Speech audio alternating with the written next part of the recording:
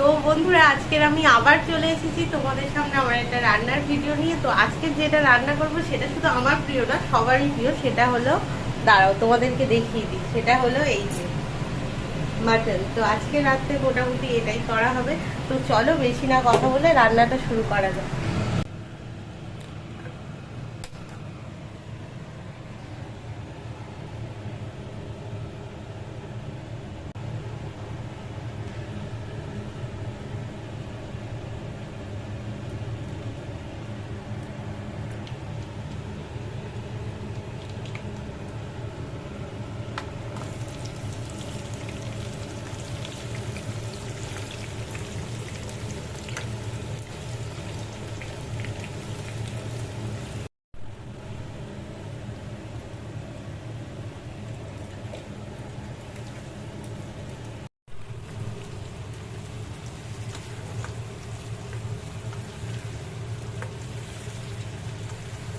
এবারে এখানে দেখো পেঁয়াজ আর টমেটোটা অনেকটাই নরম হয়ে গেছে, একটু দেখো। এবার এর মধ্যে আমি যেটা করব, এখানে আদা রসুনের একটা পেস্ট করে রেখেছি। আদা রসুন আছে।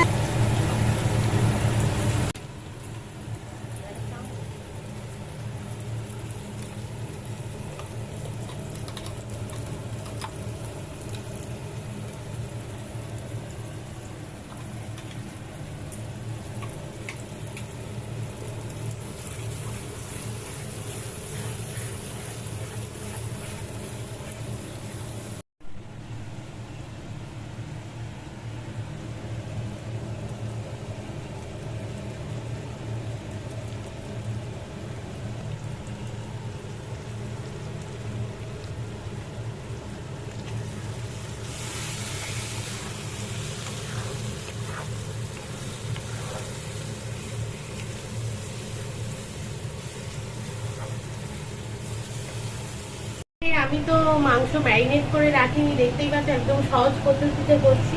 তো এখানে মাংসের মশলাটা কিছুটা কষানো হয়েছে, মানে অর্ধেকটা। এবার এর মধ্যেই মাটনগুলো দিয়ে দেবো।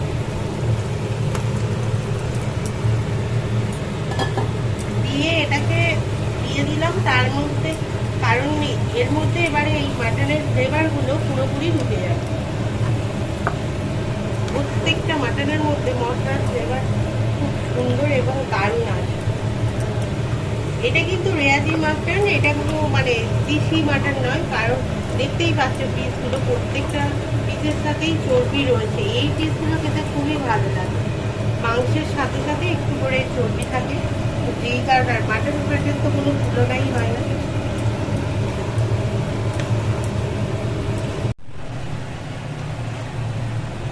মাংসটা কষা একটু হয়ে গেলে এর মধ্যে এবার আলু দিয়ে দেবো।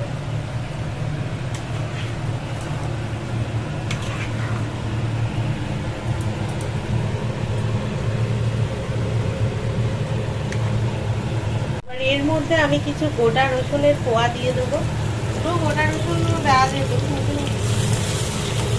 দিলে অনেক বেশি হয়ে যাবে, কারণ ওগুলো ভাতের সাথে মেখে খেতে খুবই ভালো লাগে।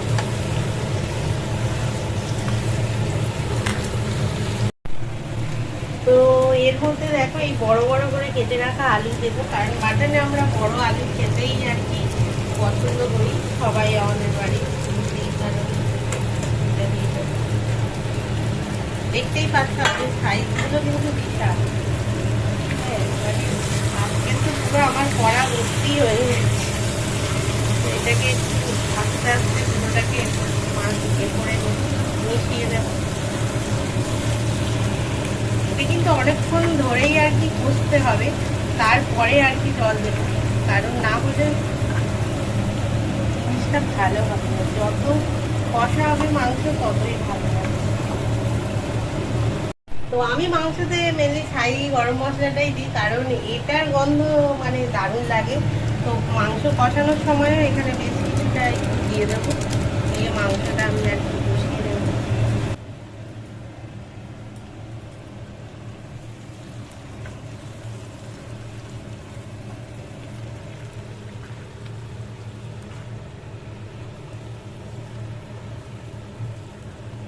এই 10 মিনিটের ওপর হয়ে গেছে, মাংসটা কষাচ্ছি এবং এখনো প্রায় আরো কিছুক্ষণ আমি কষাবো, প্রায় আরো 10-15 মিনিট আমি এটাকে অল্প অল্প করে উঠে পাল্টে কষিয়ে নেবো, নিলে মাংসের মধ্যে পুরো ফ্লেভারটা ঢুকে যাবে। তারপর আমি এটার মধ্যে একটু জল অ্যাড করব।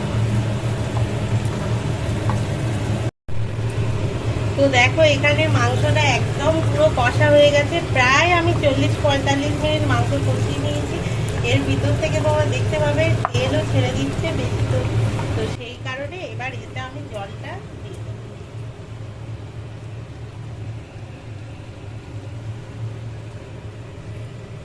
আরো একটু জল দেবো। তো এতে আমি মশলাটা করেছিলাম, সেই জলটা মশলা লেগেছিল, তাই তাতে একটু জল দিয়ে আবার সেই জলটা একটু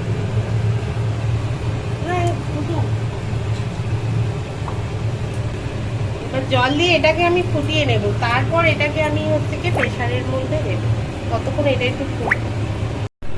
তো দেখতেই পাচ্ছ এখানে মাংসটা ফুটতে আরম্ভ করে দিয়েছে। তো মাংসটা এখানে আমি 5 মিনিট ফুটিয়ে নিয়েছি, নিয়ে এবার আমি ওটাকে দিয়ে দেবো প্রেসারের মধ্যে। তো এবার আমি এগুলোকে প্রেসারের মধ্যে দিয়ে দিচ্ছি এক এক করে, মানে তুলে দিচ্ছি। পুরো ভর্তি হয়ে আছে যেহেতু এই ঢালতে গেলে দেখতেই পাচ্ছেন। তো মাংসটা আমি এখানে প্রেসার কুকারে দিয়েছি, এইবার এর ঢাকা বন্ধ করে দিলাম।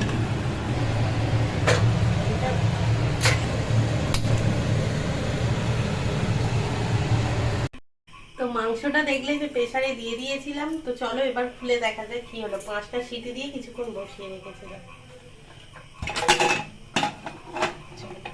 আমিও দেখবো আর তোমাদেরকেও দেখাই। দেখো দূর থেকেই করো। তো দেখো কি সুন্দর, কালারটা তো খুব দারুণ এসছে। এত সুন্দর হয়েছে দেখেই ভেবেছি আর কিছু দেওয়া লাগবে না।